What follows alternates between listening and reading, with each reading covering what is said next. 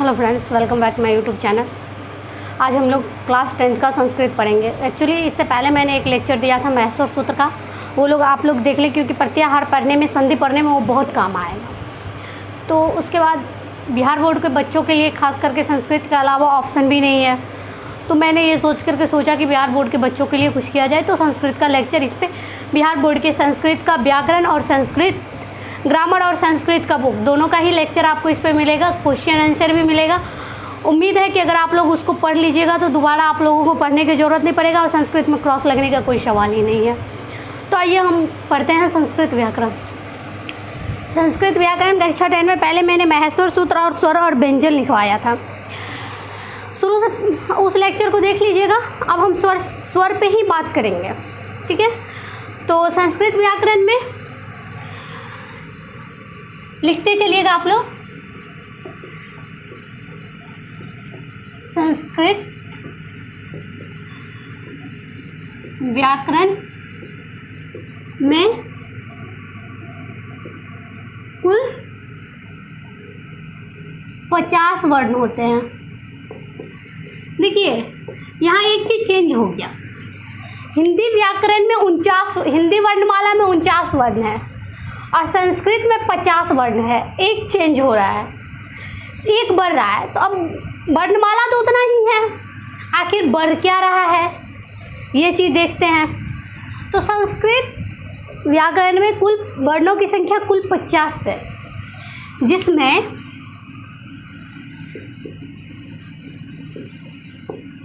जिसमें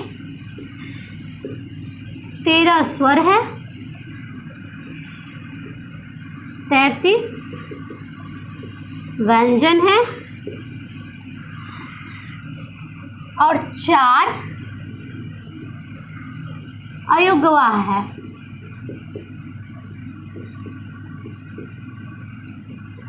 चार अयोग्यवाह है।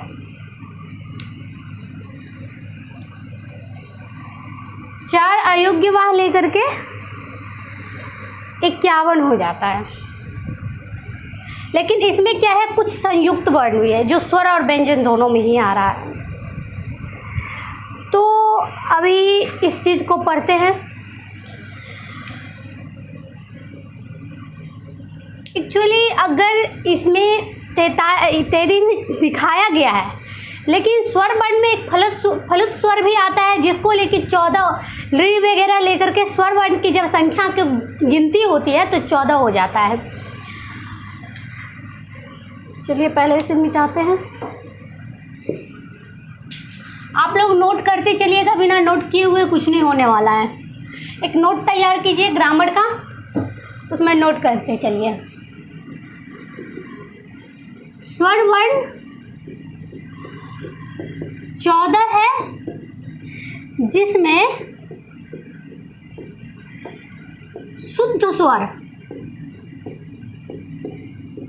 शुद्ध स्वर सिर्फ 5 है, सिर्फ 5 है। अब 5 कौन कौन सा है? अ, आ, ई, री, रे, अ, आ, ई, ली, लिरे और ऊ। 2 4 6 री और लिरी लगभग एक ही टाइप का स्वर है। तो री में भी ई लगा हुआ है और र का उच्चारण री में भी, तो दोनों एक ही टाइप का स्वर है। और स्वर बाकी जो है 9 अन्य स्वर, 9 अन्य स्वर है। ठीक है, ये आप लोग नोट कर लीजिए, ये आप लोग नोट कर लीजिए। आगे पढ़ते हैं।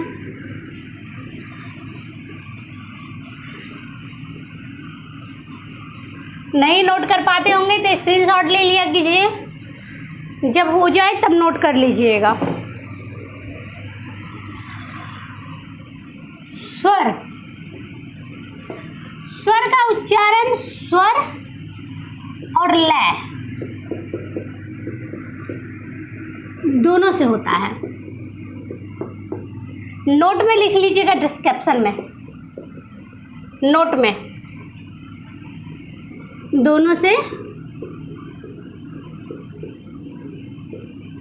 होता है। स्वर का उच्चारण स्वर और लय दोनों से होता है। मूल स्वर का संख्या 9 है। मूल स्वर की संख्या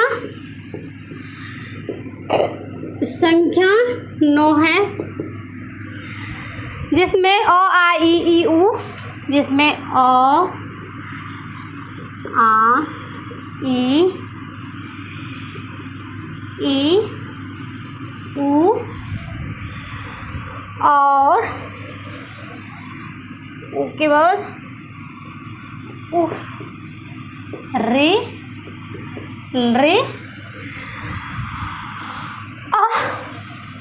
अंग और आह आता है। अंग और आह आता है। कितना हुआ? 1 2 3 4 5 6 7 8 9 10 हो गया। अंग और आह आता है।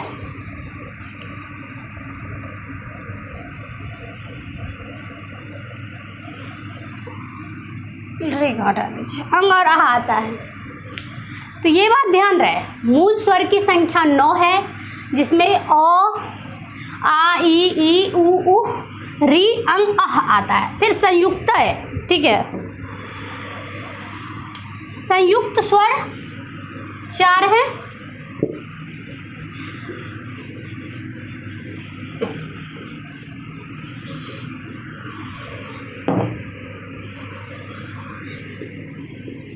संयुक्त स्वर 4 है। ए आई ओ और औ। देखिए, पूरा संस्कृत हो, हिंदी हो, A to Z Hindi, A to Z चीज़ व्याकरण पे ही डिपेंड है। हर चीज़ व्याकरण पे ही डिपेंड है। ये लिख लीजिए। अब हम कुछ पढ़ाते हैं, जो नोट से पढ़ा देते हैं। ये मेरा अपना नोट है, जिससे हम आपको कुछ इससे ट्रिक्स लिखवा देते हैं। लिख लीजिए। स्वर को, चलिए 1 मिनट। स्वर को 3 भागों में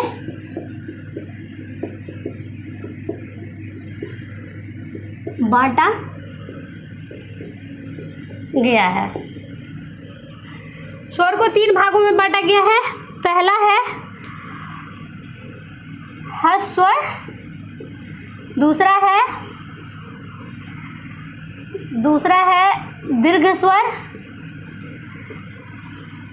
और तीसरा है हलुत स्वर। ह्रस्व स्वर हो गया अ ई, वैसे पहले भी लिखा चुके थे, जो 5 है जिसकी संख्या, अ ई उ री और री, ये 5 है ह्रस्व स्वर। दीर्घ स्वर हो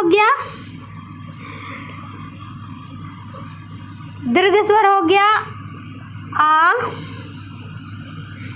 ई उ वी ए ओ और औ।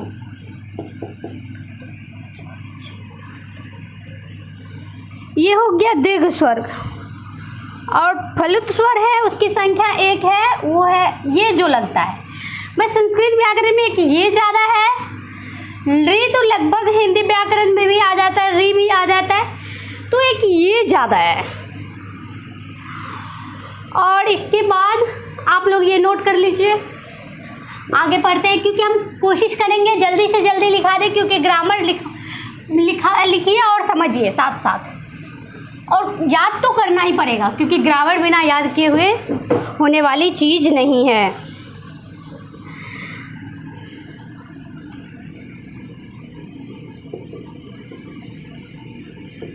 संस्कृत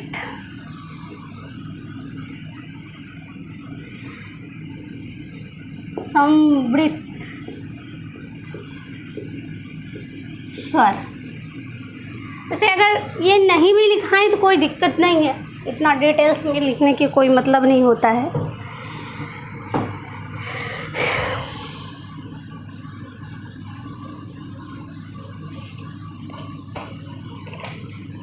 अब व्यंजन लिख लीजिए। व्यंजन, एक तो हम ये पढ़ लिए हैं कि जिस वर्ण का उच्चारण दूसरे वर्णों का सहायता से हो वो व्यंजन कहलाता है। और स्वर और व्यंजन दोनों का उच्चारण स्थान लिख लीजिए। पहले व्यंजन का लिख लेते हैं फिर स्वर का बता दे रहे हैं। पहला,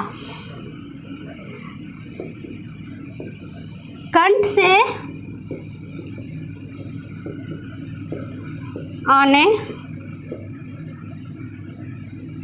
आने वाली वर्ण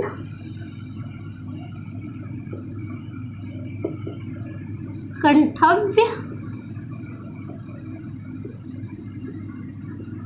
कहलाती है। अब उदाहरण देखिए, इसको हम उच्चारण स्थान और कंठ से आने वाली वर्ण क्या कहलाती है, जीवा से आने वाली वर्ण क्या कहलाती है, मूर्धा। अगर दोनों को हम अलग अलग से लिखवाएंगे तो दोनों को याद करने में भी दिक्कत होगा। इसलिए देखिए, इसमें उच्चारण स्थान और वर्ण दोनों ही एक साथ ही लिखा जा रहा है। उदाहरण में क, ख, ग और घ, ये वर्ण कंठव्य है। अब देखिए, फिर आता है तालु। तालु से उच्चारण होने वाली वर्ण तालव्य कहलाती है। जैसे हो गया तालव्य च, छ, ज और झ। उदाहरण देखिए, इसमें अगर आप लोग साथ साथ लिखते जाइएगा तो प्रॉब्लम नहीं होगी, इसलिए क्योंकि इसमें वर्ण का उच्चारण स्थान और वर्ण क्या कहलाती है दोनों दिया हुआ है। नोट करते जाइएगा।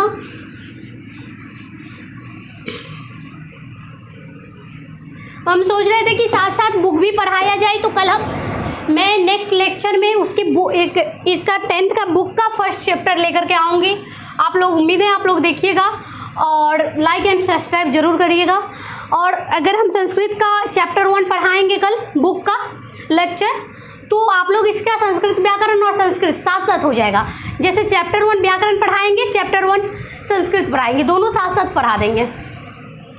तो देखिए, मूर्धा फिर आता है, यहाँ से लिखिए। मूर्धा से उच्चारण होने वाले वर्ण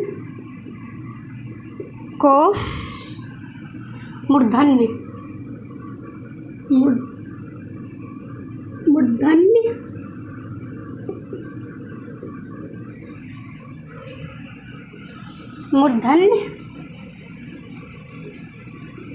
कहते हैं। उदाहरण ट, ठ, ड, ढ, न। ट, ठ, ड, ढ, न।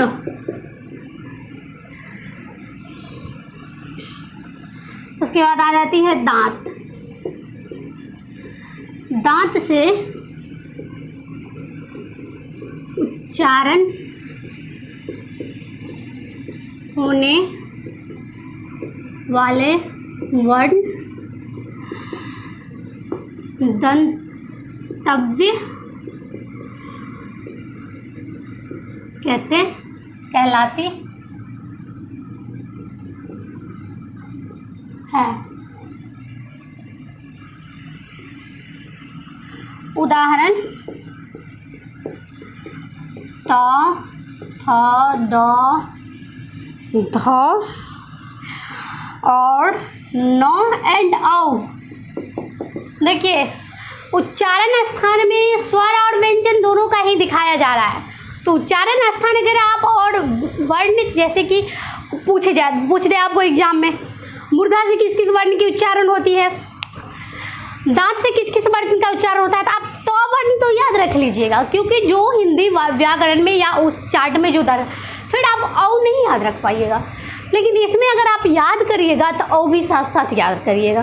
तो सबसे बढ़िया फायदा इसमें ये है, और दोनों साथ साथ याद कर सकते हैं आप। उसके बाद होठों से उच्चारण होने वाले वर्ण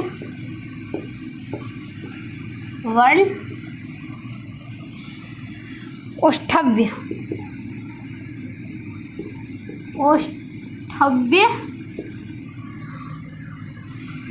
देखिए इस चिन्ह का बहुत मतलब है, कहलाती है। उदाहरण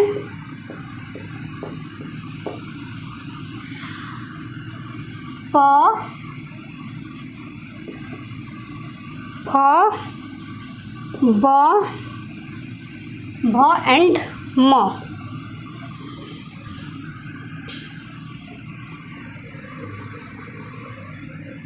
ये हो गया, आप लोग नोट कर लिए होंगे, नहीं तो स्क्रीनशॉट साथ साथ लेते चलिएगा, क्योंकि पढ़ाना ज़्यादा है और समय कम है। अगर कम समय में पढ़ाएंगे तो आप लोग भी बोर नहीं होइएगा।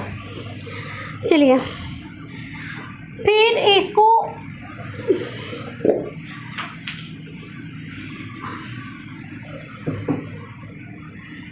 लिखते हैं।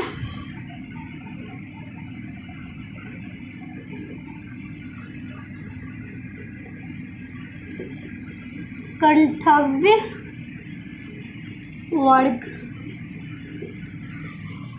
क, ख, ग, घ, ढ, क, ख, ग, घ, र।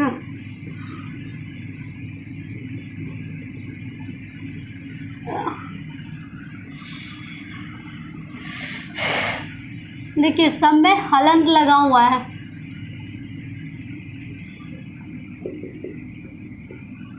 ऐसे ही लिखिएगा आप लोग। तालव्य वर्ग च, छ, ज, झ, ञ।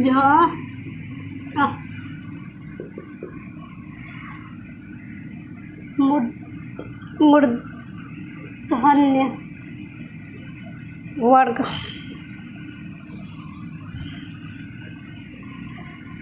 इसमें लिखिए क वर्ग, छ वर्ग, साथ साथ लिख दीजिएगा तो आसान होगा।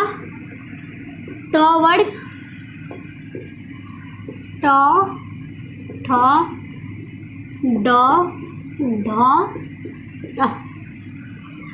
उसके बाद दंतव्य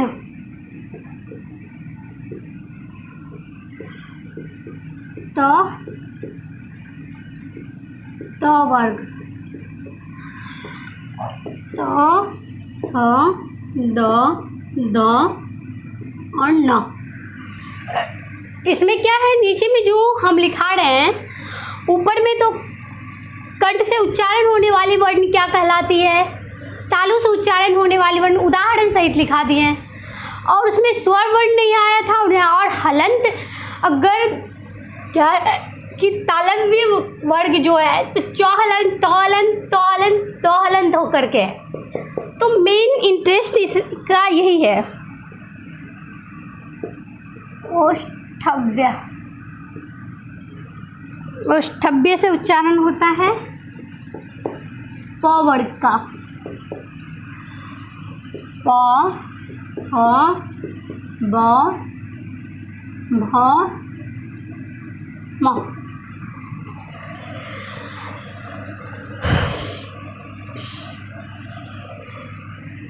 फिर विशिष्ट व्यंजन।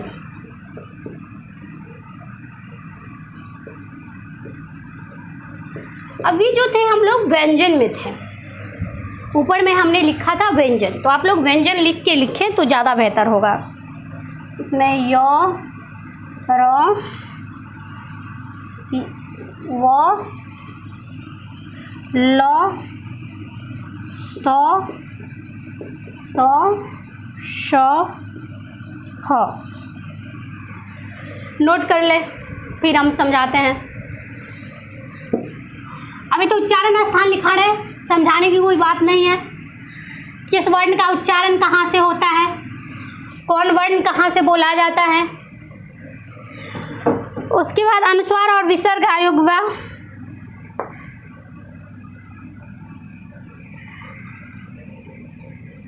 अनुस्वार, विसर्ग एवं आयोग वाह के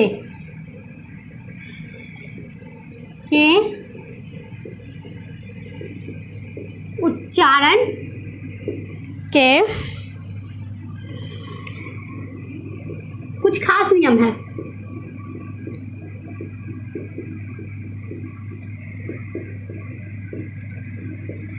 अगर आप लोगों को मार्कर से थोड़ा लाइट लिखा रहा है, अगर आप लोग नहीं देख पाइएगा तो हम बोलते भी जा रहे हैं, आप लोग नोट कर लीजिएगा। अब अक्ष, त्र, ज्ञ, स्र, ये संयुक्त वर्ण है, संयुक्त वर्ण है। और अंतस्थ व्यंजन, अंतस्थ व्यंजन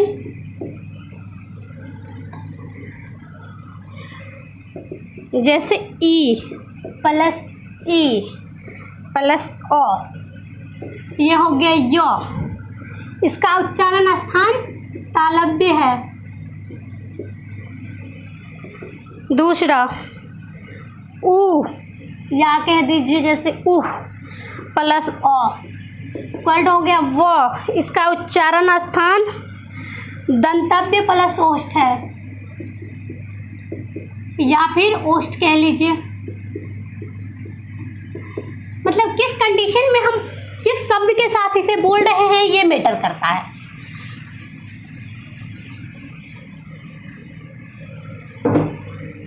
तीसरा हो गया री प्लस अ इक्वल टू र, इसका उच्चारण स्थान मूर्धन्य है।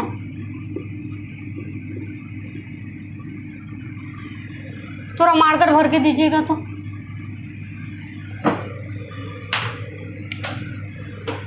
इसका उच्चारण री प्लस अ इक्वल टू र, इसका उच्चारण स्थान मूर्धन्य है। फिर चौथा री प्लस अ इक्वल टू ल, इसका उच्चारण स्थान दंतव्य है। ल, ल जब हम उच्चारण करते हैं तो दांत मूर्धा से टकराती है, तो इसका उच्चारण स्थान दंतव्य हो गया। अब इसके साथ ही आप लिख लीजिए ऊष्म व्यंजन, ये आप लोग नोट कर लीजिएगा, क्योंकि जब हम सब्जेक्ट पढ़ाएंगे और वैसे ग्रामर 40 नंबर का पूछा जाता है 10th में, तो अगर ग्रामर भी अच्छे से पढ़ लीजिएगा तो पास कर जाइएगा। ऊष्म व्यंजन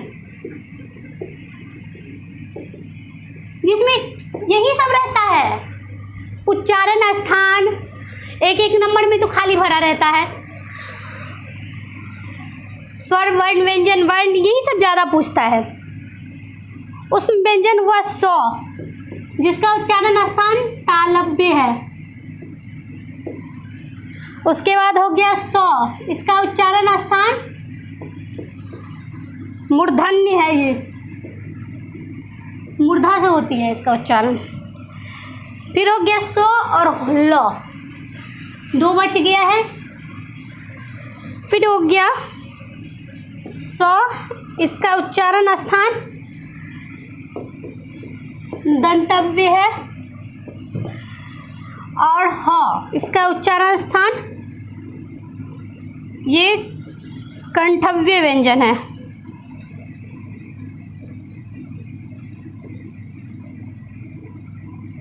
इसका उच्चारण स्थान कंठ है। अब ये आप लोग लिख लीजिए, स का उच्चारण स्थान हो गया दंतव्य, इसका उच्चारण कंठ हो गया। अब सबसे इंटरेस्टिंग बात आप लोगों से ये करनी है कि आखिर ये हम तो लिखा दिए, क्योंकि इसमें समझाने की नहीं थी कि लेक्चर नहीं थी कि हम लेक्चर देते हैं। ये हम आप लोगों को शॉर्टकट में, जो व्याकरण बहुत विस्तृत में है, अगर आप एनसीईआरटी का बुक पढ़िए, बिहार बोर्ड का पढ़िए, जिसका भी पढ़िए, उसका 10th का व्याकरण जो है बहुत ही मतलब बगैर मतलब का बोलते हैं भरा हुआ है। उतना तो आप लोग पढ़ नहीं सकते। तो ये शॉर्टकट में मैंने लिखाया, इसमें स्वर भी आ गया, व्यंजन भी आ गया, उच्चारण स्थान भी आ गया। इससे पहले मैंने महस्वर सूत्र और स्वर वर्ण व्यंजन वर्ण क्या होता है ये लिखवा दिया था। अब इसके ऊपर डिपेंडेंट संधि, प्रत्याहार, A to Z व्याकरण स्वर और व्यंजन के ऊपर ही डिपेंडेंट है। संज्ञा पढ़ेंगे, कारक पढ़ेंगे, सारा स्वर और व्यंजन पे ही डिपेंड है। और ज्ञान तो, नॉलेज तो रहना जरूरी है। तो 10th में बिहार बोर्ड में खास करके इंग्लिश का कोई वैल्यू नहीं है, कंपलसरी है। तो संस्कृत अगर आप लेते हैं, और ऑप्शन भी वही है, तो अगर आप संस्कृत अच्छे से पढ़ते हैं तो 100 नंबर का होता है।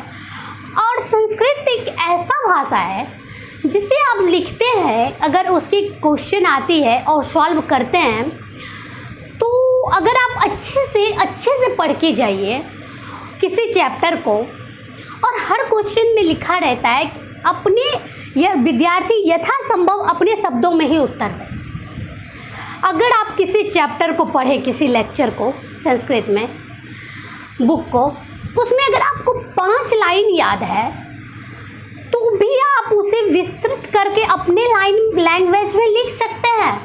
इसके लिए कोई किंतु परंतु नहीं है, लेकिन उसको तभी लिख सकते हैं जब आपको संस्कृत का नॉलेज होगा। अगर संस्कृत का नॉलेज नहीं होगा तो आप उस चीज़ को नहीं लिख सकते हैं, क्योंकि आप एक्सप्लेन ही नहीं कर पाइएगा। इसको, घोड़ा को संस्कृत में क्या लिखें, शेर को इंग्लिश में संस्कृत में क्या लिखें, तो इसको आप एक्सप्लेन नहीं कर पाइएगा, तो फिर आप नहीं लिख सकते हैं। तुमको संस्कृत में क्या लिखें, इसलिए संस्कृत में अगर आप पढ़ के 5 लाइन जाते हैं, और 50 लाइन लिखने के लिए व्याकरण का स्ट्रॉन्ग होना बहुत ज़रूरी है। और मान लीजिए 500 का एग्ज़ाम होता है, मैथ, हिंदी, संस्कृत, साइंस और इंग्लिश,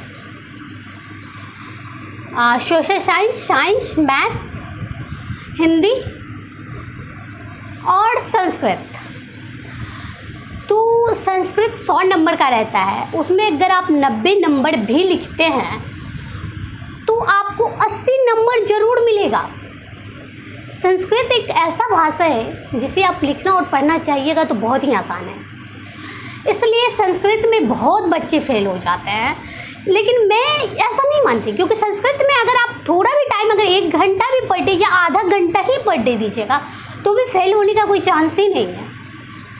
आगे उम्मीद है कि आप लोग इसे याद करके आइएगा, क्योंकि इसे याद करना बहुत ही इम्पोर्टेंट है, क्योंकि इसके बाद हम जितना भी चीज़ लिखाएंगे उसे इस पे स्वर और व्यंजन पे ही डिपेंड है। माहेश्वर सूत्र लिखा दिए, माहेश्वर सूत्र याद कर लें, नहीं याद हो तो भी कोशिश करें याद करने का, क्योंकि उसको श्लोक भी हम लिखा दिए माहेश्वर सूत्र का। तो अगर आप लोग श्लोक भी याद करके रखिएगा तो अगर महेश्वर सूत्र पूछता है, आपको डिटेल्स में नहीं याद है, और श्लोक भी लिख दीजिएगा, तो आपको नंबर्स मिल जाएंगे। इसलिए आपको याद करना ज़रूरी है। उम्मीद है इतना तो हिंदी में भी आप लोग 4th 5th से याद करते आए हैं। याद करना कोई बड़ी बात नहीं है, थोड़ा संस्कृत में है, लेकिन आप ये कभी माइंड मेकअप नहीं करके चले कि संस्कृत डिफ़िकल्ट है। संस्कृत बिल्कुल भी डिफ़िकल्ट नहीं है, संस्कृत हर भाषा से आसान है। और अगला लेक्चर हम संस्कृत व्याकरण नहीं बल्कि संस्कृत के बुक क्लास 10th का चैप्टर 1 लेकर के आएंगे। और आप लोग देखते रहें, लाइक एंड सब्सक्राइब करें, शेयर ज़रूर करें, ताकि जिस भी स्टूडेंट को बिहार बोर्ड में संस्कृत में फेल होते हैं या संस्कृत पढ़ने में प्रॉब्लम होती है, उन्हें नहीं होगी। और इसमें हम संस्कृत पढ़ना भी सिखाएंगे। और अगर आप संस्कृत व्याकरण और संस्कृत का बुक दोनों जो हम पढ़ाएंगे उसे आप लोग पढ़िएगा, तो आई होप रीडिंग भी आ जाएगी। और जब तक रीडिंग नहीं आएगी, कभी आप कहीं किसी भी श्लोक को पढ़ने में, कहीं भी मंदिर वगैरह भी जाइएगा तो उसे पढ़ने में बहुत डिफ़िकल्ट लगेगा। इसलिए आप लोग देखते रहिए मेरा चैनल, और लाइक एंड सब्सक्राइब ज़रूर करें, और अपने फ्रेंड के साथ शेयर करें। और जिस बच्चे को भी संस्कृत पढ़ना होगा ऑफलाइन, वो मेरे इस नंबर पे कांटेक्ट कर सकते हैं, 7568955081। इस पर कांटेक्ट कर सकते हैं। चलिए।